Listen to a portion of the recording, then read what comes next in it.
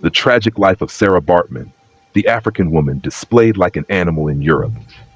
Before you scroll away, I want you to pause and truly imagine this. Imagine being taken from your homeland, thousands of miles away, only to be locked in a cage, naked, stared at, mocked, and measured, as if you were not human, but a curiosity. That was the life of Sarah Baartman, a young African woman whose body became a symbol of both European cruelty and African resilience. Please watch this video to the end, because this is not just history. It's a mirror of how far the world has come and how much further it still needs to go. And before we begin, let us know your thoughts in the comments. Do you think the world has truly changed since Sarah's time? Our story begins somewhere along the Gamtoos River in what is today the Eastern Cape of South Africa. It's the late 1700s. The land is vast and wild. The Khoikhoi people live freely, tending their cattle, speaking their ancient tongue, and living in harmony with the earth. Among them is a girl named Sarah Baartman, born around 1789, a child of the land, part of one of Africa's oldest indigenous groups. She grows up in a world already changing. European colonizers have arrived, bringing guns, greed, and chains. Her people are losing their land, their freedom, and their identity. But nothing could prepare young Sarah for the storm that would soon engulf her life.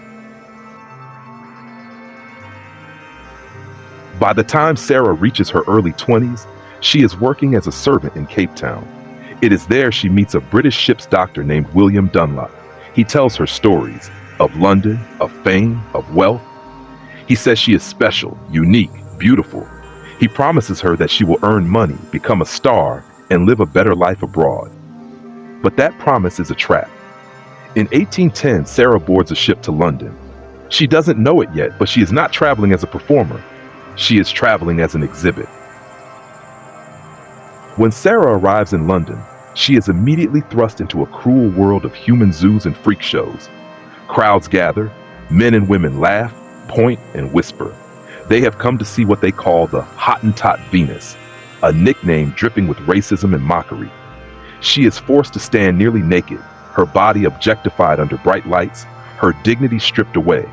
She is made to dance, to sing, to turn around, while spectators pay money to gaze upon her.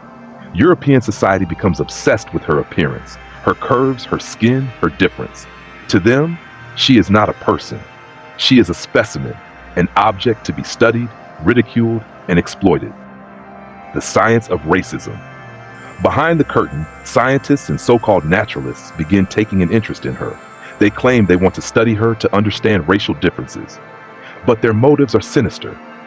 At the time, Europe was building the false science of racial hierarchy, the idea that white people were superior and Africans were biologically inferior. Sarah's body became their proof. She was measured, exhilarated in the name of science. Every inch of her was studied, not with respect, but with cruelty. Her humanity was erased. She became a tool for the racist theories of the 19th century. When the attention in London began to fade, Sarah was sold and taken to Paris in 1814. There, her suffering deepened. She was exhibited in circus shows and sideshows, displayed alongside wild animals. Imagine that, a human being placed beside beasts for amusement. In Paris, she lived in poverty, isolated and homesick. She barely spoke the language. The winters were cold, the streets unforgiving. The city that promised glamour became a place of hunger and despair. Her health began to deteriorate. Years of exploitation, humiliation, and neglect took their toll. By 1815, just 5 years after arriving in Europe, Sarah Baartman died, alone, at only 26 years old. But even in death, they did not let her rest. A French scientist, Georges Cuvier, dissected her body. Her skeleton, brain, and genitals were preserved in jars, displayed as scientific evidence of African inferiority. A plaster cast of her body was made and placed in the Musée de l'Homme, the Museum of Man, in Paris. For over 150 years, visitors came to look at her remains, as if she were an ancient artifact, not a woman who once lived, laughed, and loved. Generations of Parisians saw her as a curiosity, never stopping to think of her pain. The fight for her return. It wasn't until the late 20th century that people began to ask, who was Sarah Baartman? And why was her body still in a museum? In the 1980s and 1990s, African scholars, activists, and leaders, including Nelson Mandela, demanded her remains be returned to South Africa. They argued that keeping her body on display was a crime against humanity, a reminder of colonial brutality and racial exploitation. At first, France refused, but after years of debate and moral pressure, they finally agreed. In 2002, nearly 2 centuries after she was taken, Sarah Baartman finally came home. Her remains were flown to South Africa, where she was given a hero's welcome. Crowds gathered, songs were sung, and prayers were said. She was buried near her birthplace in the Eastern Cape on August 9, 2002, a date now celebrated as South Africa's National Women's Day. Her grave became a symbol, not just of pain, but of pride. A reminder of the countless African women whose stories were stolen, whose voices were silenced, and whose dignity was denied.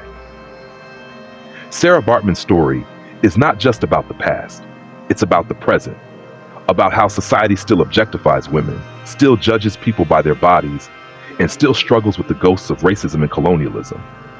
She was more than a victim. She was a symbol of resistance, resilience, and the unbreakable spirit of Africa. Her story forces us to ask hard questions. How do we treat people who are different? What does it mean to respect someone's humanity? And how many more Sarah Baartmans are still suffering in silence today? If this story moved you, don't let it fade into silence. Share this video to keep her memory alive. Leave a comment below. What lesson do you think the world should learn from Sarah Baartman's life? And remember to like, subscribe, and turn on notifications so you don't miss the next powerful story here on Afri Facts, where we uncover Africa's hidden histories and give voice to those the world tried to forget. Because history isn't just the past, it's a lesson, a warning, and a light for the future.